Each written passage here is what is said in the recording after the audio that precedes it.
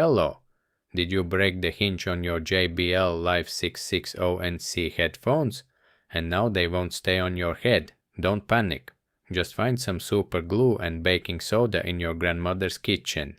Together they create instant cement that will fix these headphones. The technique you learn in this video can also be used later for any other headphone repair. You will also need a toothbrush, a matchstick to dose the baking soda, painter's tape, a plastic bag, and your grandmother's nail file.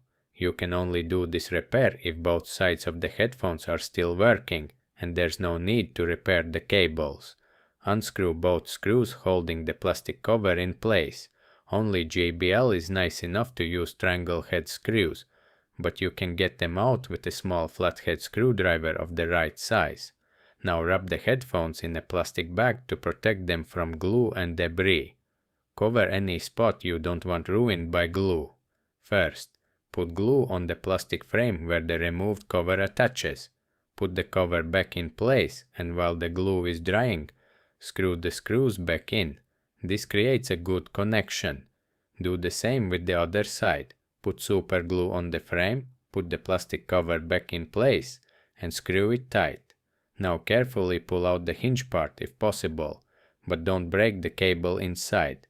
Next, apply glue to this hinge part and inside the plastic housing, then press the part inside. Rotate it a bit so the glue spreads evenly. Then add extra glue on top. It is very important to position the headphones straight, exactly as they should be, because once the glue hardens you won't be able to fix it anymore. This is a one-way ticket. Once the glue holds the hinge in place, make a small scoop out of the matchstick and use it to put baking soda on the glue.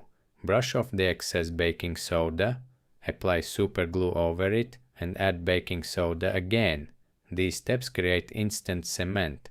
Fill any gaps with this instant cement, add super glue, sprinkle baking soda on top, clean off the excess, and repeat these steps several times until all the gaps around the joint are filled. Then, wait several hours for all the glue to dry completely. Put painter's tape around the glued area. Take your grandmother's nail polish, preferably matching the headphone color, and cover the glued area with it. This will make the repair less visible.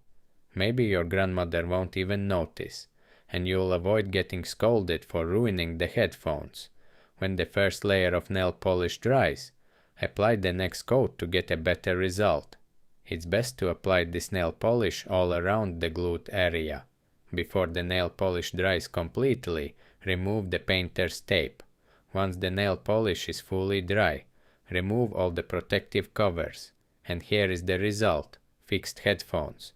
Yes, I know, they can't rotate or fold anymore, but don't cry. At least now you can use them again and listen to music without spending a lot of money buying new headphones. I'd really appreciate a like and a comment. Good luck with your headphones.